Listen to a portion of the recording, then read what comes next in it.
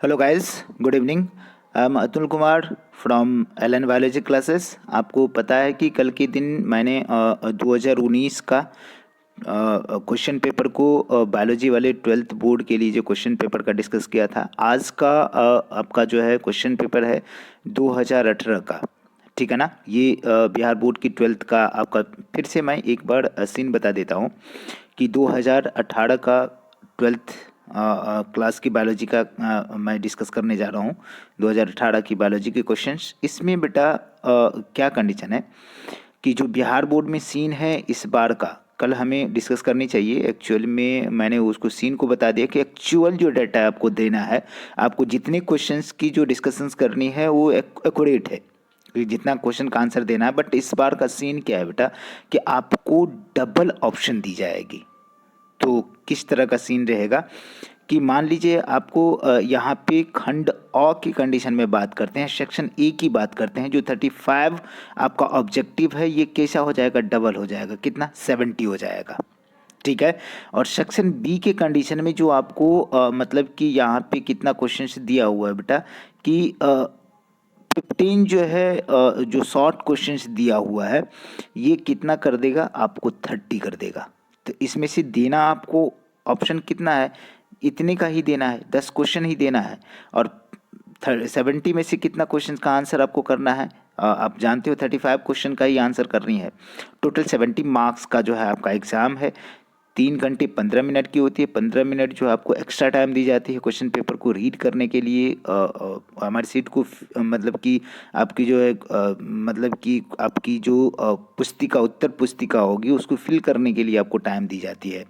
और 3 जो है 5 आपके पास जो है सब्जेक्टिव क्वेश्चन 6 सॉरी 5 मार्क्स का जो क्वेश्चन है। ये जो शॉर्ट वाले क्वेश्चन जो 15 2 मार्क्स के होंगे। ठीक है ना। ऑब्जेक्टिव तो आप समझते हैं कि 1 मार्क्स का होगा। और दूसरी कंडीशन है कि यहाँ पे जो आपका लॉन्ग क्वेश्चंस पूछे जाएंगे बेटा। तो लॉन्ग क्वेश्चंस में हम बात करते हैं कि 6 क्वेश्चंस आपके पूछे जाते थे। ठीक है ना। कितना, 6 क्वेश्चन पूछे जाते हैं, उसमें से 3 को ही आंसर करना था। कितना, 3 को। तो 6 पूछा जाता था। तो इस बार मे भी जो है मतलब कि उसका डबल करेगा। समझ में आ रहा ना।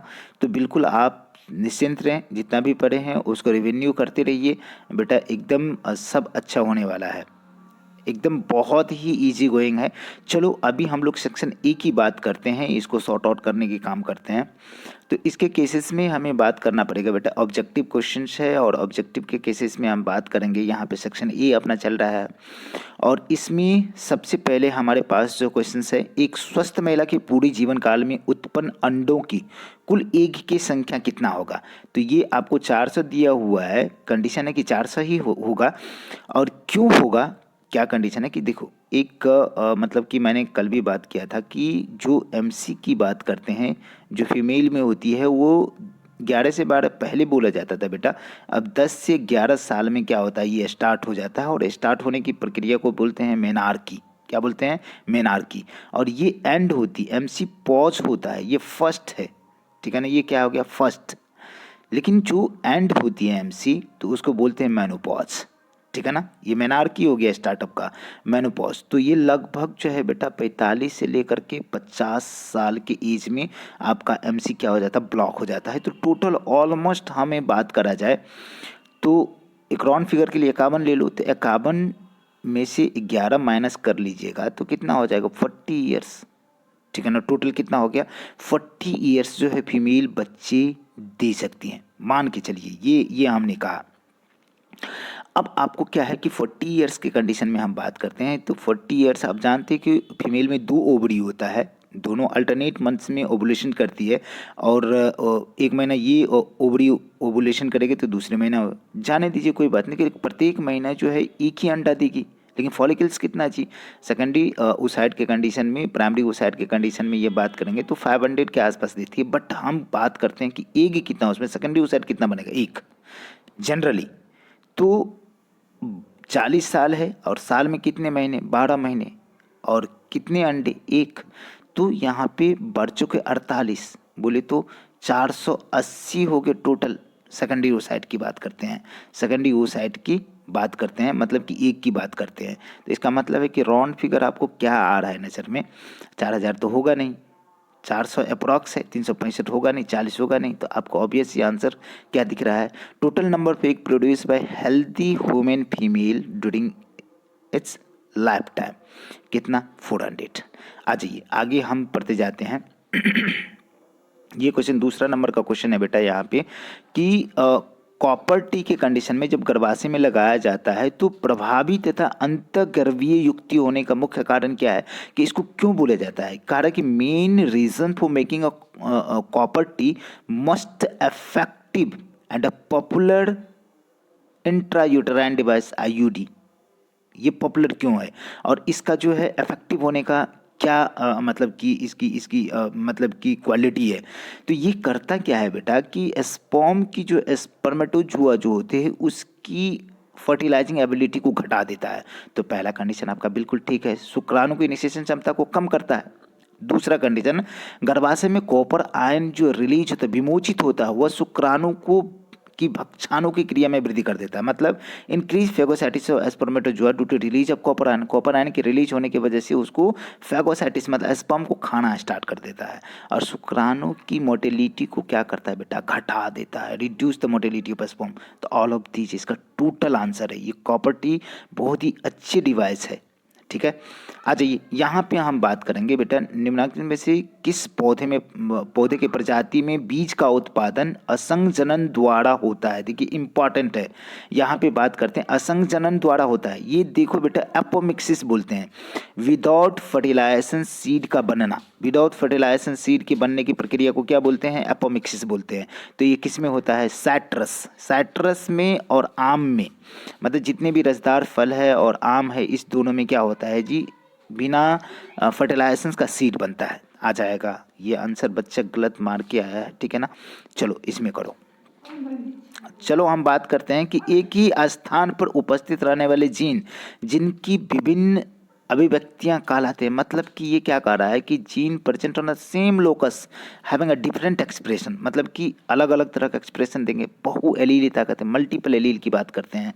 सबसे अधिक और सबसे कम, सबसे अधिक और सबसे कम जीन वाले मानव गुणसूत्र ह्यूमन क्रोमोसोम की बात करते हैं। बेटा आपको पता है कि ह्यूमन जीनोम प्रोजेक्ट में हम लोगों ने कितना बात किया है कि ह्यूमन जीनोम प्रोजेक्ट जो है 1990 में स्टार्ट हुआ और 2003 में क्या हो गया, खत्म हो गया। ये 13 साल का प्रोजेक्ट था जिसको हमने मेगा प्रोजेक्ट बोला था। तो इसमें इतना होने के बावजूद भी क्रोमोसोम नंबर 1 जो है 2006 में जा करके कंप्लीट हुआ बेटा, तो एक्स्ट्रा लिया। इसका मतलब है कि क्रोमोसोम नंबर 1 पे सबसे ज़्यादा गुणसूत्र होगा, आ जाएगा। तो एक तो बहुत जगह कॉमन दिख रहा है, और हमने बोला था कि वाई क्रोमोसोम पे, तो एक नंबर क्रोमोसोम पे कितना 2968 जीन था, आ जाएगा। वाई क्रोमोसोम पे 214, तो आप समझ सकते हो कि क्रोमोसोम 1 और वाई आपका ऑप्शन में है। ठीक है, आ जाइए यहाँ पे हमारे पास है कि दात्र कोशिका अरक्तता प्रदर्शित करता है। दात्र मतलब कि सिकल सेल एनीमिया की बात करते हैं, क्या शो करता है, ये कोडोमिनेंस को शो करता है। बेटा सही बोला है, मतलब कि सिकल सेल एनीमिया के कंडीशन में हम बात करते हैं, तो आप इसको देख सकते हैं, कोडोमिनेंस सही है। ठीक है ना, यहाँ पे आ जाए ऑस्ट्रेलिया के जो शिशुधानी प्रजाति के अनुकूली विकिरण, ठीक है ना, एडेप्टिव रेडिएशन किसके उदाहरण है, मतलब कि एडेप्टिव रेडिएशंस के कंडीशन में बात करता है बेटा कन्वर्जेंट इवोल्यूशन, कहीं से है लेकिन सब का सब क्या है जी, एक जगह आप करके मिलते हैं। ठीक है ना, तो मर्सूपियल जो भी है उसके कंडीशन में हम बात करते हैं, तो कन्वर्जेंट आप मारिएगा। ठीक है, यहाँ पे 21 नंबर के क्रोमोसोम के कंडीशन में बात करा जाता है कि 21 नंबर क्रोमोसोम में बताइए कि आप जो है इसमें कौन सा बीमारी, मतलब कि 21 नंबर क्रोमोसोम में ट्राइसोमी बोले तो बेटा 2n+1 मतलब कि 47 क्रोमोसोम हो जाना है। ठीक है, 21वां क्रोमोसोम डबल हो जाता है। 21वां क्रोमोसोम क्या होता है, डबल हो जाता है। ये डाउन सिंड्रोम की कंडीशन है। इसका क्या क्राइटेरिया है आपको ऑलरेडी पता है, ये सारे के सारे चीज़। यहाँ पे हम बात करेंगे बेटा कि एक हमारे पास क्या है कि एक सामान्य महिला है, उसके पिता जो है कलर ब्लाइंड है, मतलब कि यहाँ पे वनघात है।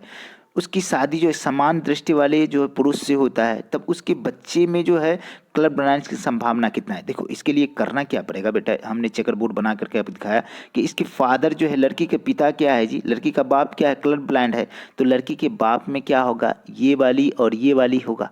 ठीक है ना, इसकी किसके, लड़की के बाप में, इसका मतलब लड़की में कहीं ना कहीं ये चीज़ें आने वाला है, ये चीज़ें आने वाला है। अरे समझ में आ रहा है।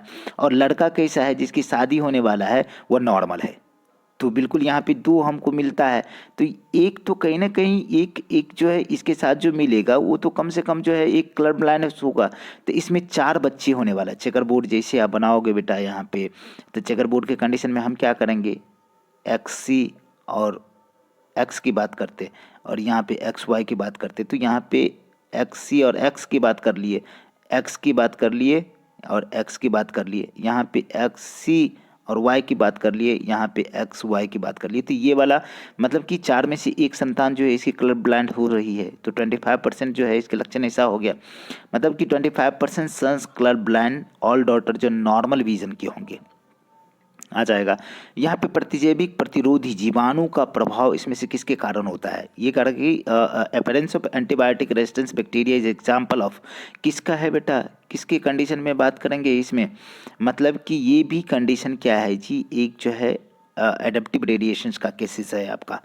यहाँ पे हमारे पास नेक्स्ट क्वेश्चन है कि सुकेंद्रीय में टीआरएनए, मतलब कि सुकेंद्रीय कहने का मतलब क्या है, यूकैरियोटिक सेल्स में टीआरएनए, जो हमने कहा कि जब टीआरएनए का सेंस आता रहेगा, टीआरएनए हमारे पास एसएनआरएनए, और हम बात करते हैं 5S आरएनए की बात करते हैं बेटा। ये जो कंडीशन है ये सब यहाँ पे टीआरएनए जब भी आएगा तो एंटीकोडोन मारोगे, और एक केस हमारा एंटीकोडोन का है, दूसरा टी से थर्ड होता है आरएनए पॉलीमरेज थर्ड की बात करेंगे। वो तो फॉलोइंग इन्वॉल्व इन क्या है, transcription of tRNA snRNA 5S RNA in eukaryotic sales.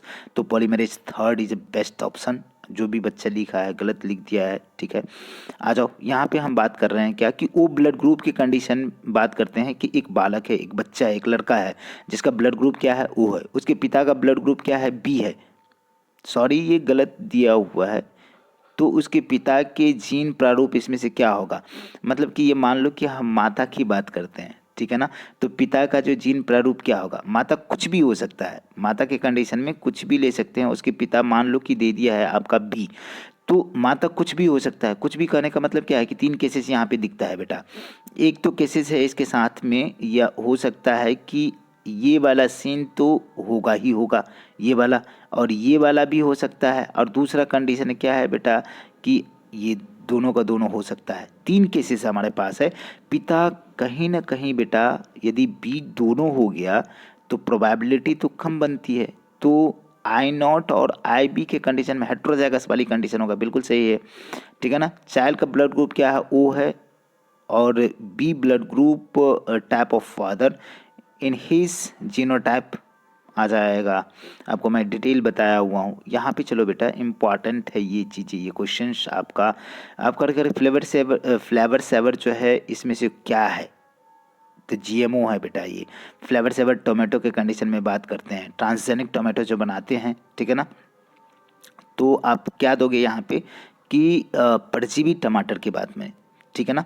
यहाँ पे हमारा अगला 14 नंबर का क्वेश्चन है कि प्रतिबंधन एंडोन्यूक्लियस डीएनए के एक विशिष्ट खास अनुक्रम को पहचानते हैं। पैलिंड्रोमिक न्यूक्लियोटाइड सीक्वेंस बोलते हैं बेटा उसको, पैलिंड्रोमिक न्यूक्लियोटाइड सीक्वेंस बोलते हैं उसको। क्या बोलते हैं, पैलिंड्रोमिक न्यूक्लियोटाइड अणु सीक्वेंस बोलो, सीक्वेंस लिखना चाहिए था वहाँ पे, सीक्वेंस जो रिकॉग्नाइजिंग साइट होता है, ठीक है। अब इसमें कह रहा है कि किसी भी जीन की अभिक्रिया अनविव्यक्ति इसमें से किसके द्वारा संपादित होता है। चलो इंग्लिश पढ़ के दिखाता हूँ। Silencing of gene could be achieve through the use of RNA. मतलब कि हमने कहा कि आरएनए, डीएनए अक्सर हमारा कैसा होता है बेटा, डीएनए कैसा होता है, डबल स्टैंडर्ड होता है, ठीक है ना। लेकिन आरएनए के कंडीशन में क्या होता है, सिंगल स्टैंडर्ड होता है। लेकिन कभी कभी क्या होता है कि टीआरएनए का शक्ल तो आप लोग जान रहे हो ना बाबू, जान रहे हो ना, इसकी जो ऐसी ऐसी इस तरह से इसे डबल स्टैंडर्ड हो जाएगा। तो कहीं पे आरएनए जाकर के क्या हो गया, मुड़ गया, तो ये वाला डबल स्टैंडर्ड हो गया, हाइड्रोजन बॉन्ड होगा जो कि प्रोटीन बनाने में काम नहीं आएगा। तो RNA silencing is the best option, ठीक है ना। क्या कर रहे हैं, silencing of gene could be achieved by, silent कर देते हैं उसको, आ जाएगा।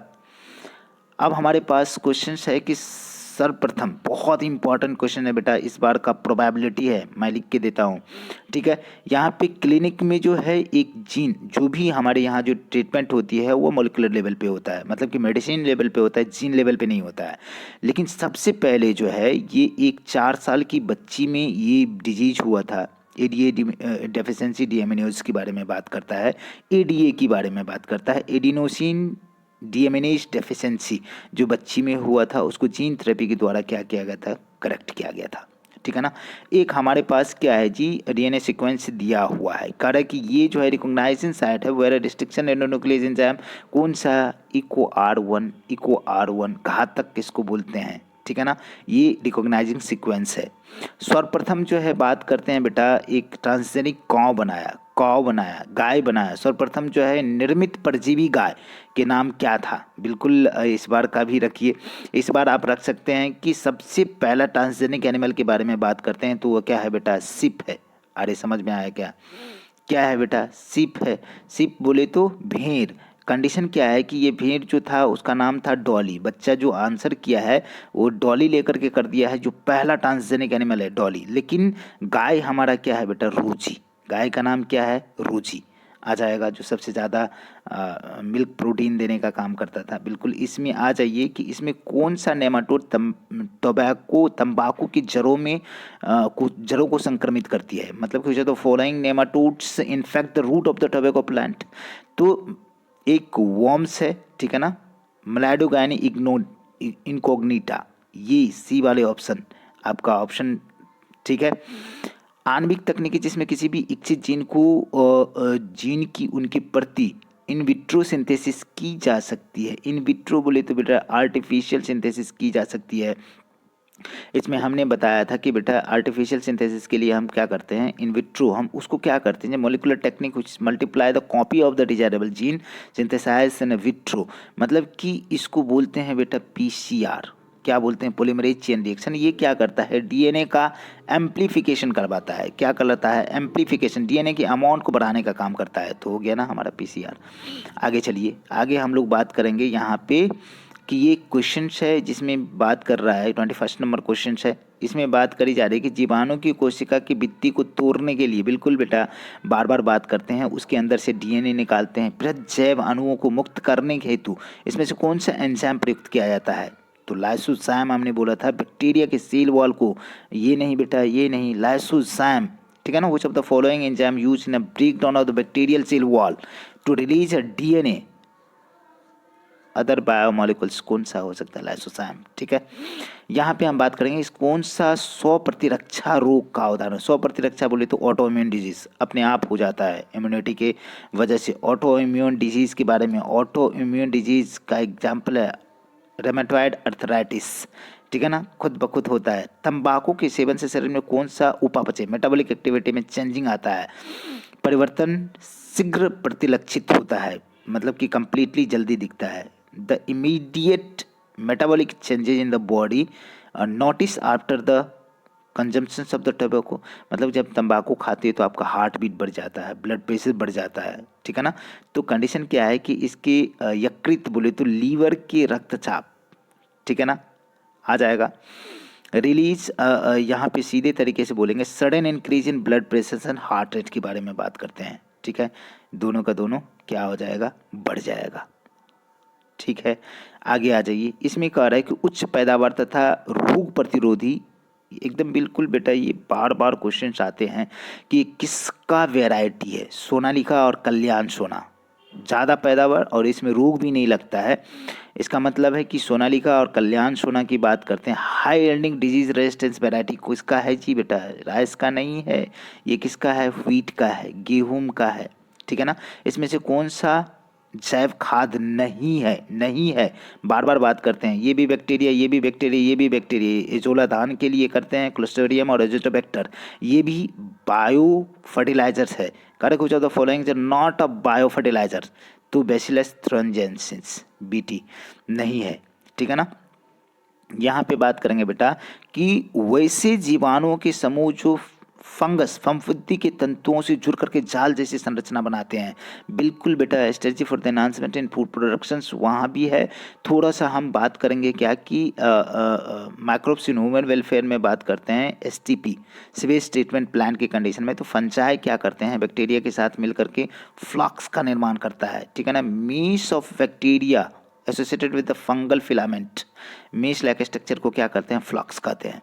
प्रोबायोटिक्स क्या है जी, ये प्रोबायोटिक्स के लैब माइक्रोबियल फूड सप्लीमेंट है, बात करे जाता है, ठीक है, आ जाएगा। लेकिन कभी कभी बेटा ये सिर्फ एंटीबायोटिक्स के रूप में भी लिया जाता है, तो आप ये मार के चलिए, ठीक है। यहाँ पे बात करते हैं बैसिलस थ्रोनजेनेसिस द्वारा स्थापित अविष प्रोटीन कौन सा, अविष बोले तो नॉन पॉइजनस आ जाएगा। कारण कि अविष toxin, the toxin protein secreted by the bacillus BT bacillus thuringiensis. तो क्रैब प्रोटीन आप जानते, सब जानते क्रैब प्रोटीन, ठीक है ना। यहाँ पे आइए, इनमें से कौन सा पश्च विषाणु, ठीक है ना, इनमें से पश्च विषाणु रेट्रोवायरस की बात कर रहा है तो बेटा HIV की बात करते हैं जो एड्स कॉज करता है, ह्यूमन इम्यूनो डिफिशिएंसी वायरस की बात करते हैं। Which of the following is retrovirus, ठीक है ना, जो RNA कंटेनिंग वायरस है, इसमें से कौन सा बीमारी प्रतियोजक द्वारा उत्पन्न होता है, मतलब कि ये किसके द्वारा, एलर्जेंट के द्वारा, किसके द्वारा जी, एलर्जेंट के द्वारा होता है, ही फीवर। देखो यहाँ पे इंग्लिश में आप पढ़ोगे तो ज़्यादा समझ में आएगा। Which of the following disease is generated by the allergens, ठीक है ना, क्या है, हे फीवर, ये गलत है, स्किन कैंसर नहीं बेटा। प्रकाश रासायनिक धूम कोहरा इसमें से किससे बनता है, बहुत इंपॉर्टेंट क्वेश्चन बेटा। यहाँ पे बात करते हैं फोटोकेमिकल स्मॉग्स कंसिस्ट ऑफ, फोटोकेमिकल स्मॉग्स बोले तो प्रकाश रासायनिक धूम कोहरा किससे बनता है, तो बेटा ये कहा जाता है कि नाइट्रोजन की ऑक्साइड हो और कंडीशन है कि जो जो इवेपोरेट करने वाला ऑर्गेनिक सब्सटेंस है वो हो गया। दूसरी कंडीशन है कि बेटा यहाँ पे हम बात करेंगे कि ओजोन है और आपके पेन है। चलो बेटा, थोड़ी सी डिस्टर्बेंस है, कोई बात नहीं है। यहाँ पे प्रकाश रसायन धूम कोहरा इसमें से किसका एग्जाम्पल है, तो आपको बिल्कुल साफ साफ नज़र आता होगा कि इसके कंडीशन में बात करेंगे तो ओजोन, तो यहाँ पे पेन तो होगा ही। कंडीशन क्या है कि इसके कंडीशन में मैं बात करूँ तो आपको ओजोन होगा, पेन होगा, नाइट्रोजन का ऑक्साइड्स, ये सारे का सारे, ठीक है ना। फोटोकेमिकल स्मॉग्स तो ओजोन है, पेन है और नाइट्रोजन का ऑक्साइड है। यहाँ पे बात करे जा रहा है कि मनुष्य में हीम अंधता का मुख्य कारण इसमें से कौन सा है, ठीक है ना, इसमें से कौन सा है, तो यूबी रेडिएशन के अवशोषण की वजह से होता है। Snow blindness in human being is caused by absorption of UVB radiations आ जाएगा।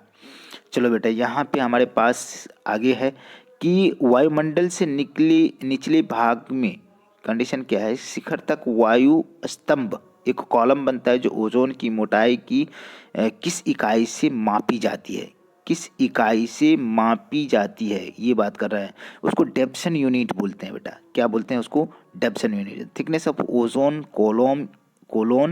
column in air from the ground to top in the atmosphere is measured in terms of Debson unit। Pascal नहीं होगा, pressure को नहीं major कर रहे हैं बाबू, ठीक है ना। विश्व में पाए जाने वाले जो हॉट स्पॉट की संख्या कितना है जी, पहले 25 था तो 25 भी आपका दिया हुआ, 9 जुड़ गया तो कितना हो गया 34, तो 34 मार के आना बेटा। ये गलत लिखा है बच्चा, बहुत सारा गलत है, कोई बात नहीं। इसमें से कौन सी ग्रीन हाउस गैस है, तो आपको बताया था कि 4 गैसेस के कंडीशन में हम जानते हैं। सबसे मुख्य है CO2, दूसरा क्या है जी, मीथेन है, कार्बन डाइऑक्साइड मीथेन, तीसरा क्या है जी CFC क्लोरोफ्लोरोकार्बन, और चौथा क्या है आपका जी बेटा N2 नाइट्रस ऑक्साइड। तो इसमें हमने परसेंटेज बताया था, इस बार भी क्वेश्चन रहने वाला है। इसका 60% होता है, इस 20% होता है बेटा, ये कितना 14% होता है, और ये कितना जी 6%, टोटल मिला के 100% आ जाएगा। तो आपको क्या कहेंगे, ऑल ऑफ दीज हो जाएगा ना, यहाँ पे मीथेन भी है, कार्बन डाइऑक्साइड भी, क्लोरोफ्लोरोकार्बन भी है, सारे के सारे ऑप्शन आपका दिख रहा है, बिल्कुल सही है, ठीक है ना, आ जाएगा। यहाँ पे हमारे पास सेक्शन B में है बेटा, आप इसको नेक्स्ट टाइम हम लोग करते हैं, ठीक है ना, आ जाएगा। तो चलिए, वीडियो पसंद आपको समझ में आती है, पसंद आती है तो लाइक शेयर सब्सक्राइब ज़रूर करें। Thank you.